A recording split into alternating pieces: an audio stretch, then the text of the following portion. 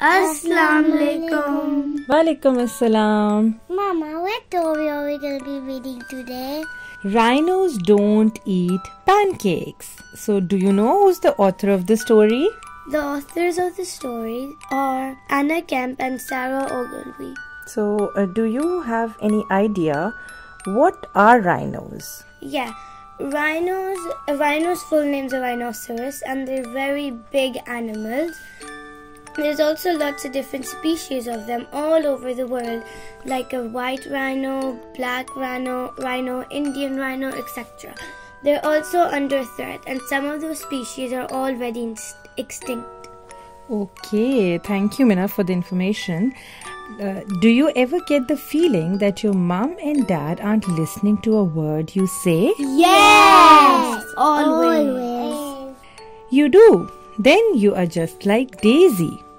Her mom and dad never listen. Daisy could tell them that their hair was on fire or that the dog had eaten the postman, but they would just nod and say, "That's nice, dear." Or, "Tell your gran." Or, "Can't you see him on the phone?"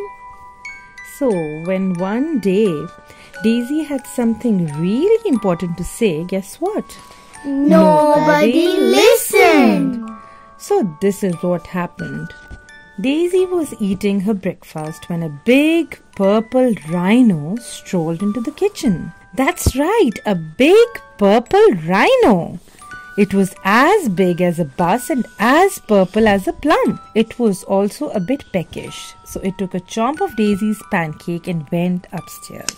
Mom! Daisy called. "There's a big." "Tell your dad," said Mom. "He'll catch it in a mug and throw it out the window." Dad! Said Daisy. There's a huge..." "Shh!" said Dad. "The spider can wait." "It's not a spider," Daisy shouted.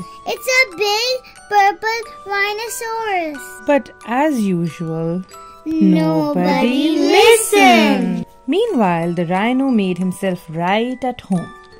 Daisy saw him in the hall and glimpsed him in the garden. She spied him in the bathroom and surprised him on the loo. But every time she tried to tell her parents, they would say, "Shh! Daisy, can't you see we're busy?" Daisy's parents were busy all week, so Daisy began to talk to the rhino instead. Soon they became good friends. They played hoopla and made pizza together, and the rhino tickled Daisy until she thought she would burst. But Daisy's parents didn't notice until the pancakes ran out. "Who ate all the pancakes?" yelled Dad, looking straight at Daisy.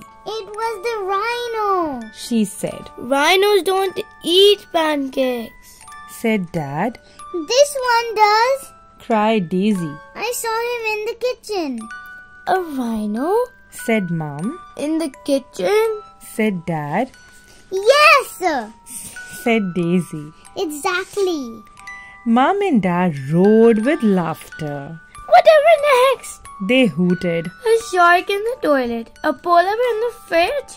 "There he is, look!" Daisy yelled, but Mom and Dad were so busy laughing they didn't even notice. "Come on, Rhino," said Daisy. "I've had enough of this." The rhino tickled Daisy with his horn, but she was far too glum to giggle. "Mama and Dad never listen. She sighed. They are always a million miles away." The rhino sighed deeply through his big purple nostrils. "I'm sorry, Rhino," said Daisy. "Your family are a million miles away too, aren't they?" The rhino nodded, and a lilac tear rolled down his cheek. Poor rhino. That night, Daisy sat up thinking of ways to get the rhino back home to his family. He was too heavy for a hot air balloon and too big for Daisy's rubber dinghy. She thought about lending him her bike, but the helmet would never fit. The next morning, Mom and Dad had a surprise. "We're taking you to the zoo," said Mom, "so you can see a real rhino. What do you think of that?" grinned Dad. Daisy thought it was a stupid idea when there was already a perfectly good rhino sitting on the sofa. But she didn't say so. What was the point? Nobody would listen. At the zoo, Daisy saw yellow giraffes, bright red parrots, orange and black tigers, and grass-green snakes. But she couldn't help thinking about her poor purple rhino. Hurry up, Daisy, said Mum. The rhinos are this way. But what was this? Missing big purple rhino? Likes pancakes? If found, please call the zoo. Grapes! Gasped Mum. Well, that explains the pancakes. Gasped Dad. Mum, Dad and Daisy rushed back home. And guess what they saw when they got there? That's right. The biggest, purplest rhinoceros in town. What did I tell you? Daisy said, grinning from ear to ear. I'm phoning the zoo, said Mum. The rhino looked startled. No, said Daisy. Not the zoo. He needs to get back to his family. They are 1,000,000 miles away. Well, we'd better get a move on, said Dad. The next flight to 1,000,000 miles away leaves this afternoon. The rhino packed his suitcase while Daisy found his hat.